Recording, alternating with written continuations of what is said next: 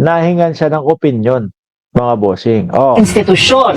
May inalok din ayan. Pagsibak kay Torre. Oh, may ipon yun daw si Remulla dito. Pakinggan mo sundo natin. ni Torres sa Rigodon sa PNP at inirekomenda umano niyang patibayin ang PNP bilang institusyon. May inalok din anya ang Pangulo na bagong posisyon kay Torre. Kung tungkol saan, alamin sa pagtutok ni Marie. Yun o yung sinasabi ko sa inyo eh. Ano po? Kung naalis man, na-relieve si General Torre sa pagiging PNP chief, mga kababayan. Meron pa din pong nag-aantay na susunod na pwesto para kay General Torre. At sabi ko nga ho sa inyo mga kababayan, base po doon sa isa-isa natin, no? Base po doon sa mga pagkakasunod-sunod. Remulla, ano sabi?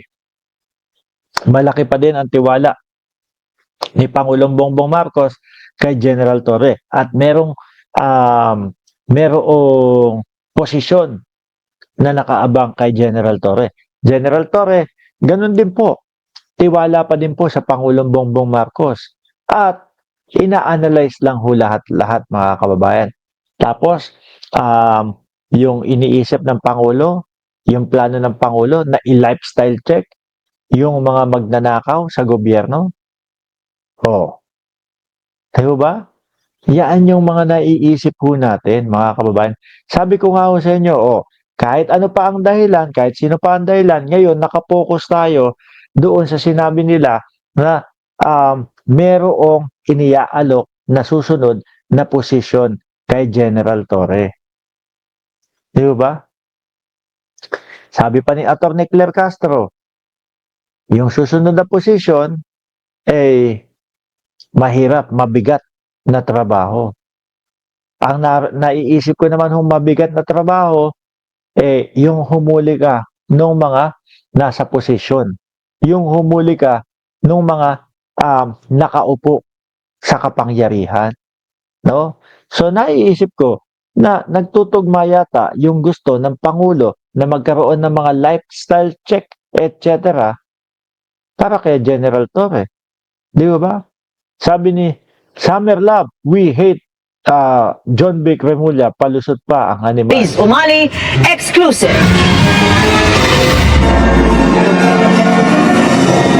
Sa isang pagtitipon sa Makati, eksklusibong nakausap ng GMA Integrated News si DILG Secretary John Vic Remulla matapos ang pagsibak kay dating PNP Chief Police General Nicolas Torre III. Kung kahapon sabi ni Remulla, wala siyang naging papel sa pagkakasibak ni Torre, pag-amin ngayon ni Remulla, ngayon meron na sinasabi siya na may opinion siya. tinanong siya ng Pangulo kung anong rekomendasyon niya ukol dito. Inamin din ni Remulla, di sila nagkasundo ni Torre sa rigodon ng mga opisyal sa PNP. Matatandaan nitong August 6 lang ay ni-reassign ni General Torre ang 13 senior police official kabilang ang number 2 senior official na si Lieutenant General Jose Melencio Nartates Jr. Hindi ito inaprubahan ng NAPOLCOM na pinamumunuan ni Remulla bilang ex-officio chairperson nito. Pero ipinatupad pa rin ito ni General Torre sa kabila ng utos ng NAPOLCOM. Yun yung sinasabi lahat, no? Which is, ayan naman po, mga kababayan, inilalabas naman po natin. Ngayon, naando na po tayo sa punto, no? Ano ang susunod na posisyon ni General Torre? Kasi hanggang ngayon naman po, mga kababayan, hindi naman po binibitawan ng ating Pangulo. Patuloy pa din po ang pagsuporta at patuloy pa din po ang paniniwala niya kay General Torre. Mga bossing. Nako may mga kumakalat, may mga nagsasabi, posible na maging NBI din yan. Director. Bakit? Kasi bakante yung NBI director. Di ba? Tapos, ano sinasabi ng iba? Hindi pwedeng NBI director. Kasi nga, kailangan lawyer, abogado ka para maging NBI director ka. Noong panahon ni Digong, may inappoint na NBI director, kung di ako nagkakamali, na hindi abogado. Sabi ni Jenny Ramos, anti-ZAR corruption. Mas nakikita ko talaga dyan, Jenny eh. Oh. This is a difference of opinion. Presidente at Media Notorian. It's actually me first. Okay. It was me first. And then it was difference between me and the general. And he refused. He insisted that his system be followed. Sabi ni Sir Archie Beroya, hindi naman nila isa sa publiko kung ano ang plano nila. No? Lalo at mabigat ang binangga ni President. Marami sila at may power, pera, connection, mabigat. Mabigat laban ni President, no? Kailangan niya ng backup para hindi siya mapabagsak, sabi ho. I mean, maging NBI director, sabi. Need my law degree, no? Juris doctor para maging abogado. Yun nga, ang sinasabi ng iba, kung si Digong nga ang dinahilan nila para doon sa pag-appoint doon sa isang, nakalimutan ko pangalan no? Nabanggit ko na yung kahapon doon sa kanilang panunungkulan, hindi naman lawyer. Diba? Kaya, malay nyo, ang kailangan lang pag-appoint ng Pangulo sa pagiging NBI director. Tayo ho kasi lahat mga kababayan, pare-parehas lang tayo, pare-parehas lang ho. No?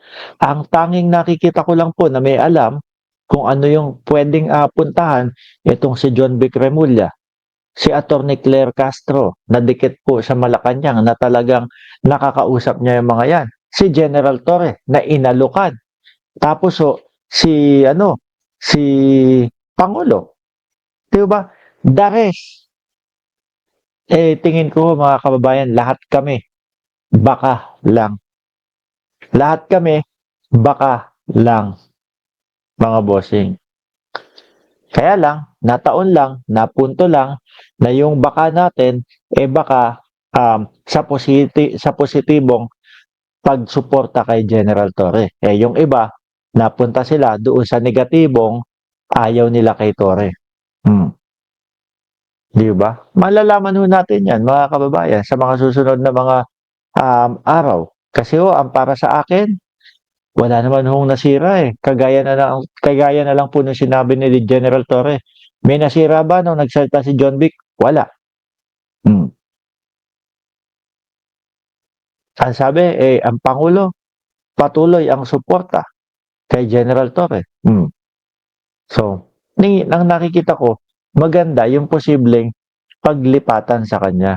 Wait na lang kung ano ang next assignment ni General Torre. Baka mabigla ho tayo. Sabihin, ang assignment mo, Torre, dahil ikaw lang ang alam namin makakagawa nito at ikaw ang unang gumawa nito, ang umaresto kay Kibuloy, ngayon, sige, ikaw ang magsakay sa eroplano kay Kibuloy. Diba? Ikaw ang magsakay kay Kibuloy. Paulit-ulit naman tong kinang-anan to. Pwede ba mag-research kayo ng husto? Hindi siya magiging NBI kasi NBI agent. Alam namin yan. Kamote ka. Kanina ko pa sinasabi, king inan to. Sabi ko na nga, hindi pwede maging NBI director. Pero si Digong, dahil may inappoint na hindi naman din lawyer, paulit-ulit. Pwede ba mag-research kayo? Diyos ko, narinig mo lang din naman yan sa ibang mga vlogger. Diyo ba? Mga kamote, ilang beses ko nang sinabi. May mga umaalma, hindi pwedeng maging NBI director. Sinabi ko na nga ang dahilan kung bakit posible. Dahil nga si Digong din may ganong in-appoint. Di makaintindi. Hatuloy. But again, as I said yesterday, we're a nation of laws and not of men. So it cannot be one person who dominates everything. So in the end, there was no rancor naman. He just couldn't accept it. And the president said, okay, he asked me for my recommendation. And I said, Minsan yung... Sorry ho mga kababayan, kasi minsan yung mga may hirit na mga ganun, yung mga DDS. May mga hirit na ganun yung mga DDS. Naipaliwanag ko na. Tapos sasabihin pa, pwede ba mag-research kayo? Ganito, ganyan.